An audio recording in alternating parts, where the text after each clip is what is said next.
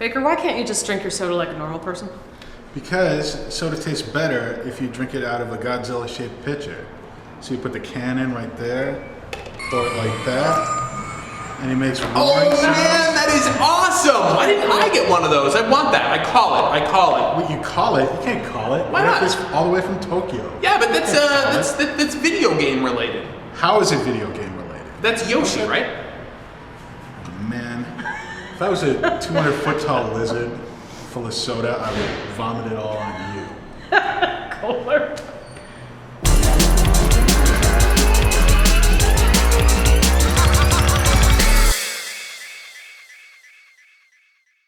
You know, Rock Band is a great game to play with your friends, but if you're like me and you don't have any friends, you've probably already figured out that one of the most compelling single-player things to do with Rock Band is the drumming. Now, I really actually like Harmonix's drum controller they've put together for Rock Band. It's pretty sturdy, maybe with one exception, the included foot pedal. Now it's made out of plastic, doesn't really give you a whole lot of resistance, kind of prone to breaking if you play with it too much.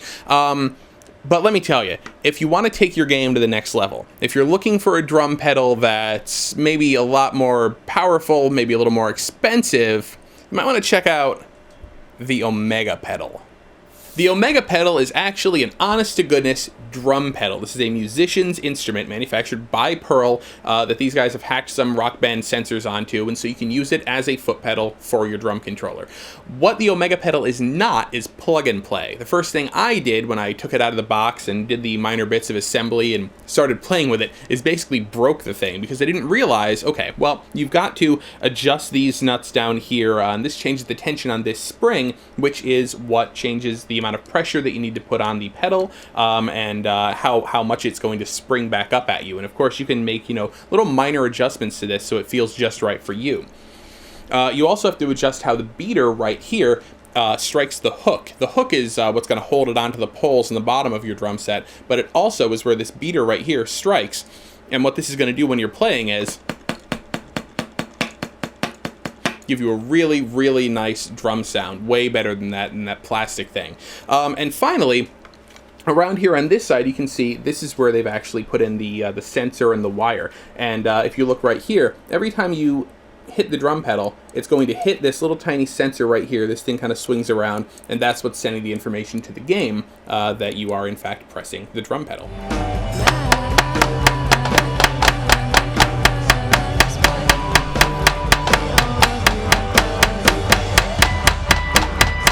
Now, as you can see, if the beater is not striking the hook squarely, you will absolutely shred this foam pad. Luckily, the Omega pedal does come with 3 extra pads, so if you're not doing it exactly correctly right, you do have a little bit of wiggle room.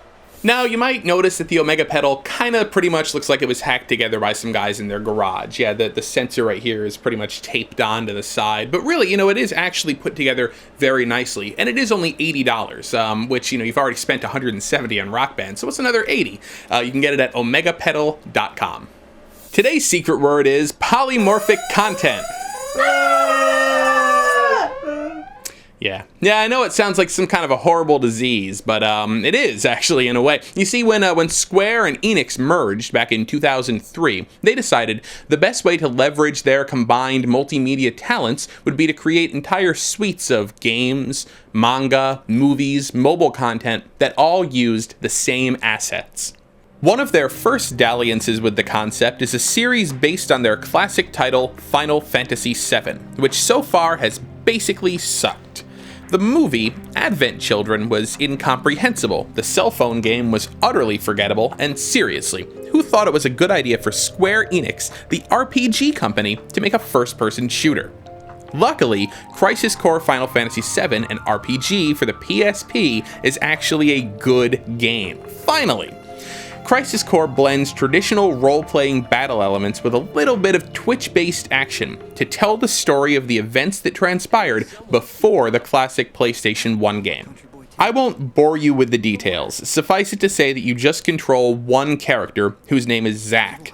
Yes, he does look a lot like Cloud from the first game with black hair. Look, if you're not used to Final Fantasy characters all looking alike by now, I don't know what to tell you. When he's thrown into battle against monsters, Zack has most of the traditional Final Fantasy options available to him. Fighting, magic, items, all that good stuff. But battles take place in 3D arenas, and you've actually got to dodge enemy attacks, not just stand there. It's an interesting combination of traditional Final Fantasy turn-based battles with some action. Its main flaw is that it's all incredibly easy. You can just mash on the X button all day without touching anything else, and you'll probably race through the first few hours of gameplay. Sure, occasionally you'll need to dodge attacks, or maybe you'll want to use a new spell you found, but deeper strategy, not needed. Really, this is a game for devoted Final Fantasy VII fans who want to watch the story transpire, and in that sense, Crisis Core truly delivers. The graphics are absolutely amazing for the PSP. The cutscenes are high-production, big-budget affairs that are scattered liberally throughout the game.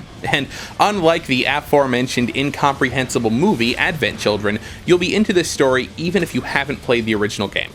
Crisis Core Final Fantasy VII actually came out at the end of March. But Kohler, you might be asking yourself, why are you reviewing it now? Well, shut up and I'll tell you.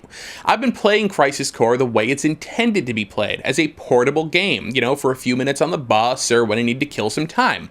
I can't really see playing it for 3 to 4 hours at a stretch. I'm not sure it would be as much fun. But for 10 to 30 minutes, it's a great portable time killer. That's why I'm giving it an 8 out of 10.